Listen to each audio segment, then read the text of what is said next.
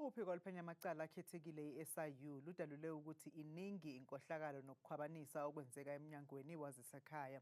I-SIU beyethula umbiko wesikhashana wophenyo ngezinsolo zokungaphathi kahle uhlelo lokusebenza emnyangweni wezindaba zasekhaya esithangameni sabezindaba esibanjwe ePitoli namhlanje. Uphenyo lwe-SIU olaqala ngoNhlaba ngo-2004 beligxile kakhulu ezinsolweni zokuthi abantu bangaphandle bangena eNingizimu Afrika bathole izimvume zokubhaca ngokungemthetho ngokuhamba kwesikhathi basebenzise zona ukufaka izicelo zokuthola ubuzwe bakuleli nobugebengu bokudayiswa komazisi bakuleli. Kulolu phenyo kumbandakanyeka nabefundisi abavela emazweni angaphandle okuthiwa bahlomule imali eningi ngalo mkhonyovu okubalwa kubo uShepard Bushiri noTimothy Omotoso. South Africa's immigration system has been treated as a marketplace where permits and visas are sold to the highest bidder.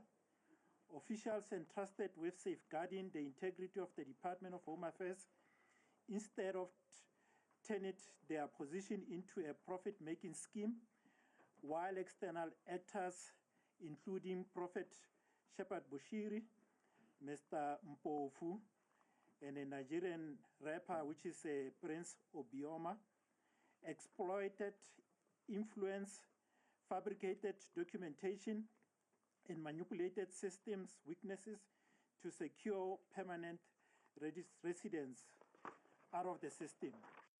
Kulolu phenyo kuvele ukuthi izisebenzi zomnyango wezasekhaya ezinindeka enkohlakalweni yokudayiswa komazisi, ama-passport namavisa kubantu bokufika kuleli ngokungemthetho kusolakala ukuthi zithole imali elinganiselwa ku-16.3 miliyoni amarandi ngokugwazelwa.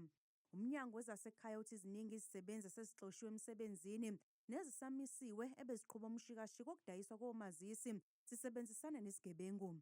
Firstly, that disciplinary processes against all implicated officials are underway. A total of 20 officials have already been dismissed since April last year.